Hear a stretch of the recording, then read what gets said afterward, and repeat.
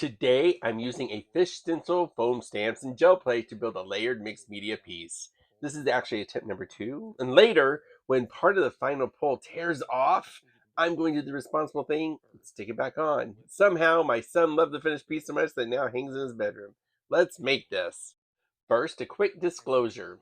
PM Artist Studio provided the stencils and foam stamps I'm using in this video as part of a collaboration so that I could try them in my own work and share my experience with you. I want to be especially careful about crediting the individual artists behind the designs.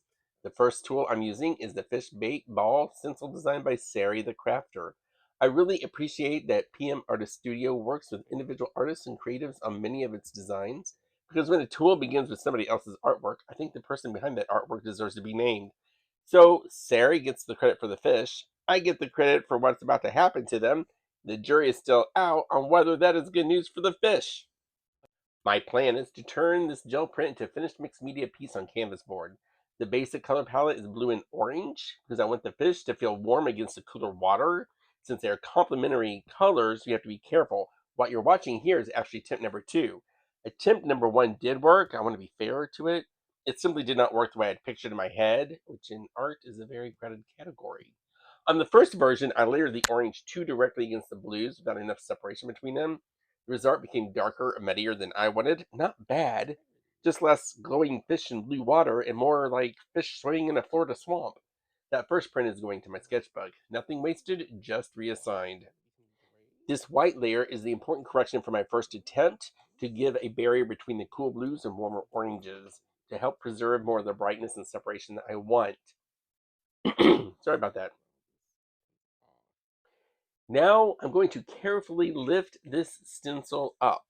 This is one of those moments when I immediately start feeling better about attempt number 2, and you'll see why.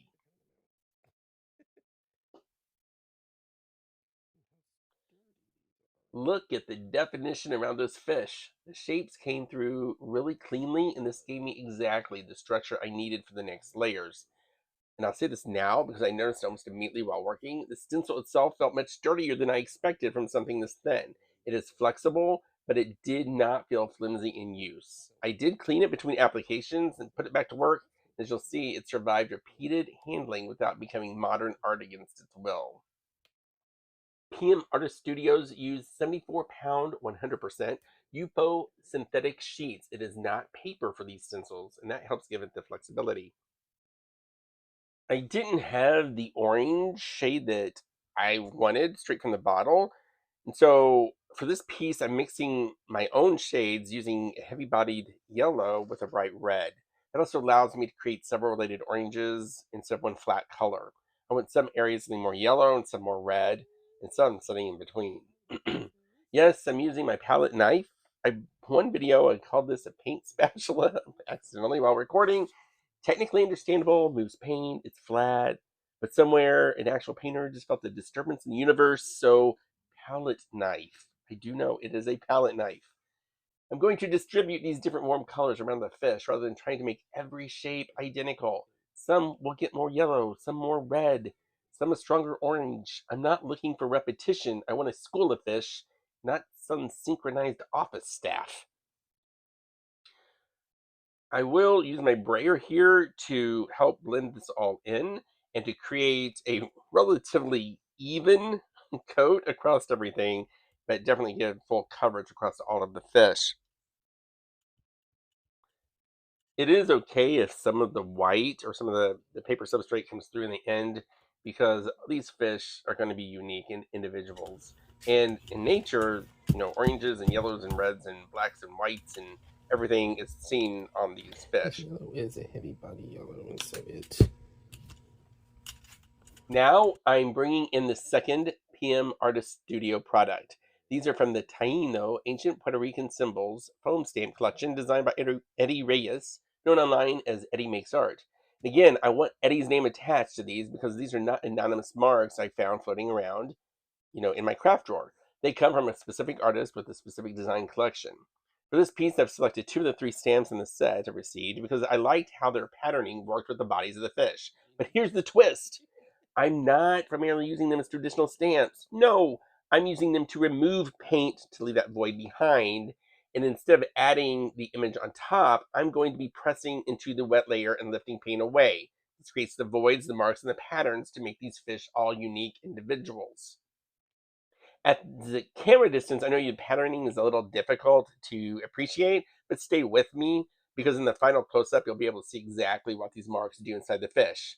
This may actually be my favorite decision in the whole piece. The stencil gives the repeated fish shapes, but the foam stamps interrupt that repetition so that each fish can develop its own personality. Once the painted layers are dry, I'm adding this thin coat of matte acrylic medium. For this pull, I'm not adding another solid white paint layer. I actually want the possibility of small open areas where the eventual substrate can influence the final piece. The matte medium gives me the adhesive layer that I need for the paper. And again, I will be using the wet strengthened tea bag paper that I really love for this type of project. The brand that I use does have two noticeably different surfaces. One side will feel smooth and slick. The other has more of that familiar tea bag texture. I place this rougher side down against the plate because that's the orientation that has worked best for me. As you can see, I'm slightly off here. Not catastrophically off, but just enough that it reminds me that rulers exist for quite some time. I use the palm of my hands to create as much even contact as possible. There's that small and covered edge. So I'm going to place this scrap sheet of paper over it. This is partly practical. It's also an attempt to finish one art session without adding a new color permanently to my skin. I do place my heavy book on top and let everything set. For a multi-layer pull like this, good contact matters. The second lesson is particularly annoying because I already know it, but I should have waited longer for the paint to fully dry. For these larger multi-layer projects, I generally prefer peeling the flexible gel plate away from the paper rather than pulling the paper away from the gel. I usually get better results that way. Usually. Stress the usually here. I didn't wait long enough for it to completely dry, and oh no. First of all, next lesson, also cut the paper prior to adding. It makes it so much easier to handle.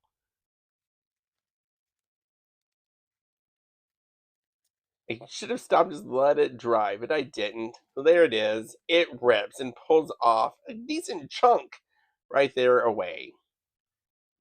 Oh my. And there it is. Part of the paint layer tears away. This is the point where you have several options. You can panic. You can use language that creates problems for monetization and requires the use of the beeper. Beep. Or you can look very carefully at the pieces that came off and realize that they're still wet and tacky and you can do something about it. So I choose option number 3. Mostly, I choose option 3.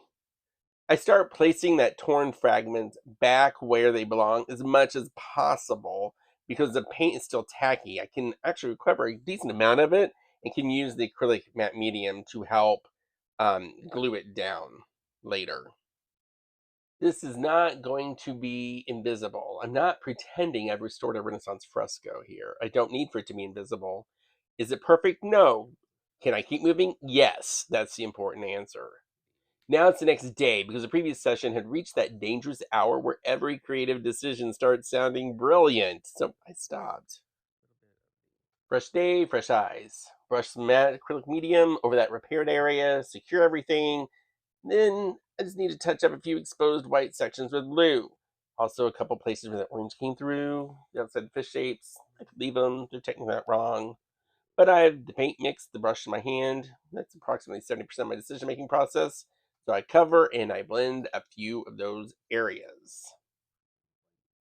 One thing I forgot to point out, and that's when I use the foam stamps, since I'm not using them with the traditional ink and stamp pad, I'm using them in acrylic paint. And so the moment I was done with them, I had a little bowl of water to the side and I just put them off and cleaned them off with my hand quickly. They're very sturdy. They hold up really well. It's my experience so far. But I just wanted to point that out since I'd forgotten to tell you about that earlier. That part is okay.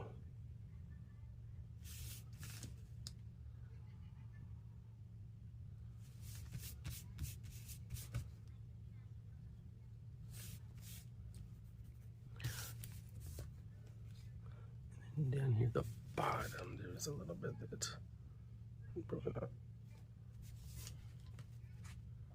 Once everything is fully dry, I come back with a fine liner pen to begin outlining the fish. It's very important that everything is completely dry at this point. I want to do this to help outline, give each one, a little bit more obvious and pull it out from the rest. I will speed up this footage because this part takes a while, and I respect you too much to make you watch every fin happen in real time. I'm deliberately not trying to make every line perfectly smooth. A little wobble gives them character.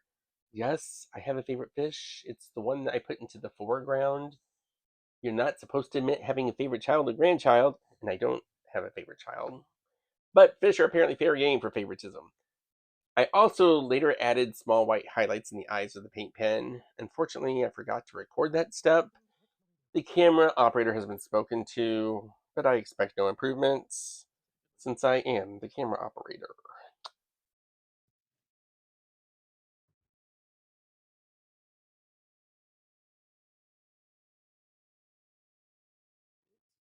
Next step is to mount the piece onto the canvas board. I'm going to be using matte acrylic medium in this. Once again, it's a great adhesive. I already painted blue around the outer edges because I knew that that tea bag paper was not large enough to wrap completely around the canvas like I would normally like.